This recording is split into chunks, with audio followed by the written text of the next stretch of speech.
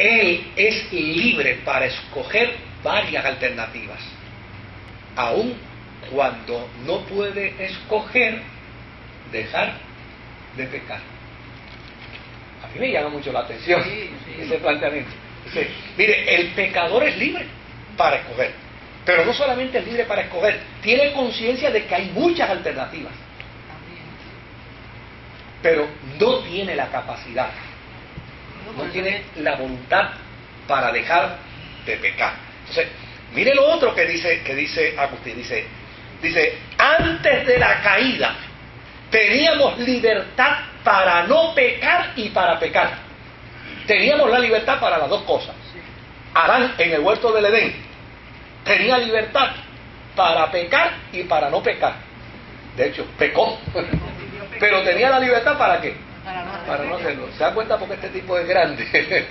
Por eso está la gracia, Moisés. Ahora, fíjate lo que dice. Ya llegaremos ahí. Fíjate lo que dice. Pero después de la caída y antes de la redención, la única libertad que le quedaba al ser humano era pecar. Después de la caída.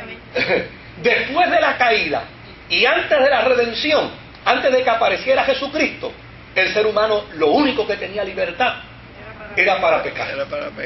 De hecho, la razón por la que la ley judía prescribía que había que hacer sacrificios constantes era porque aceptaba que la libertad del ser humano era solo para pecar. Miren qué dato interesante. Lo que pasa es que deja que llegue Dávila, cuando llegue Dávila empieza a moverse por ahí con el micrófono para no alterar. No es que la libertad del ser humano sea solo para ¿Ah? No, pero ya vamos a llegar al planteamiento de Agustín, ya verás, vamos a llegar. Él dice, pero cuando somos redimidos, lo que sucede es que la gracia de Dios obra en nosotros, llevándonos del miserable estado en que nos hallábamos a un nuevo estado. Ese planteamiento, de modo si alguno está en Cristo, ese es el nuevo estado. Dice, en el que queda reinstaurada nuestra libertad, tanto para pecar como para no pecar. Mire qué cosa extraordinaria. O sea, la que teníamos al principio. O sea, todo cristiano que ha recibido la redención mediante la gracia está en capacidad para pecar como para no pecar. Él dice, solo en el cielo tendremos libertad para no pecar. ¿Verdad? Ahora, fíjese, la libertad nos ha sido dada a todos. Todos tenemos la libertad. Pero el hombre y la mujer cristiano, según San Agustín, en la interpretación que él hace de la teología paulina, tiene una cualidad que no la tiene el que no conoce a Dios. Y es que el que no conoce a Dios, la libertad que tiene es para pecar. El que conoce a Dios mediante Jesucristo, acuérdense que para la tesis de Pablo, Jesucristo es el segundo Adán. O sea, Jesucristo es el que nos vindicó de la caída adámica. Por lo tanto, si somos vindicados a través de Jesucristo, el segundo Adán, entonces ahora nosotros los cristianos tenemos la capacidad decisional mediante la libertad que está revestida por la gracia, para pecar o para no pecar. Ante tal situación humana, San Agustín dice que la conversión es una obra de gracia. No es por iniciativa humana, como postulaba Pelagio, sino de la gracia misma. Esa gracia, dice San Agustín, es irresistible.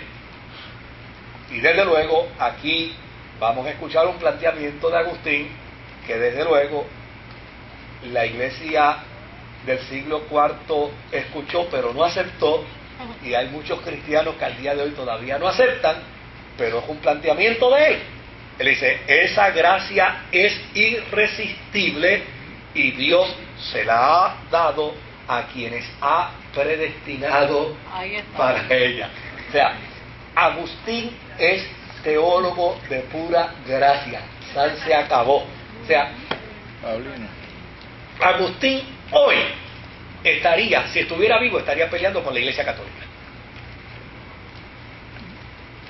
Tan sencillo como eso. Porque no solamente con la Iglesia Católica, estaría peleando con todos los evangélicos que somos arminianos. Y note bien lo que estoy diciendo, somos arminianos. O sea, ¿por qué? Porque la postura de Agustín es, mira, la gracia es irresistible. Ahora, claro, hay que ver en el sentido propio de la palabra qué significa gracia irresistible. Gracia irresistible lo que significa. Mire, y este es un lenguaje que por lo menos en Puerto Rico arminianos y calvinistas lo usamos indistintamente. ¿Cuántas veces en una iglesia arminiana no escuchamos decir, si usted está aquí no está por casualidad, está aquí porque el Señor lo ha traído? Y eso no es postura arminiana, eso es postura calvinista, pero lo decimos. ¿Cuántas veces no hemos escuchado, por ejemplo, yo que nací entre los pentecostales, y aquellos pentecostales viejos que decían, alma que Dios guarda, no hay diablo que la arrebate? ¿Verdad que sí? Eso es calvinismo. Eso es calvinismo puro. Pero los pentecostales oían la palabra calvinismo y decían, el Señor reprenda al diablo, pero el lenguaje calvinista lo usaban. Y eso uno lo disfruta. ¿Por qué? Porque en Puerto Rico no tenemos esa diferencia, ese abismo, no lo tenemos. Ahora, cuando Agustín dice y habla de gracia irresistible, mire, ¿cuántas veces no hemos visto gente que viene a la iglesia, escucha el sermón y peleando, no? Luego me testifican, pastor, sentí como si alguien me hubiera levantado y me hubiera empujado y me hubiera traído al altar. Es gracia irresistible. Yo tenía un amigo que me dice, chico, lo más extraordinario es que mientras yo iba caminando hacia el altar, yo iba diciendo no, pero no podía detener mis pasos hasta el altar para recibir a Jesucristo como mi Salvador. O sea, San Agustín lo define como gracia irresistible. Ahora, ¿qué decía Pelagio? Dávila, cuando tengas el micrófono a la mano, porque yo sé que hay inquietudes. ¿Qué decía Pelagio? Pelagio decía, venimos al mundo libre para pecar o no pecar. Pelagio decía, no existe tal cosa como el pecado original. No hay nada de eso de corrupción de la naturaleza humana que nos obligue a caer. ¿Ah? Pelagio decía, los niños no tienen pecado alguno hasta que ellos mismos individualmente decidan pecar. Fíjese que hay postura aún dentro de algunas iglesias pelagianas en ese sentido, ¿verdad? Dice, lo que Agustín enseña es una excusa al pecado. Pues él dice que el ser humano caído no tiene libertad sino para pecar. Y no tiene que esforzarse para no pecar. Eso no es lo que decía Agustín. Agustín lo que decía era que el ser humano, por más que se esfuerce para no pecar, peca. Sin la gracia, peca. O sea, es contrario. Ahora, fíjese como lo decía Agustín, y lo voy a citar. Dice, el cristiano alcanzado por la gracia tiene la capacidad de hacer el bien y por tanto tiene la obligación de hacerlo. Son los inconversos, los que viven todavía fuera de la gracia de Dios, quienes no pueden sino pecar y pecar. ¿Se da cuenta de la postulación? O sea, claro, cuando uno compara y contrasta a Agustín con Pelagio, pues lo más sabio fue lo que hizo la iglesia. Entender que los argumentos más consistentes, más cerca, tal vez no del todo incrustados en el pensamiento paulino, pero sí los más cerca al pensamiento paulino,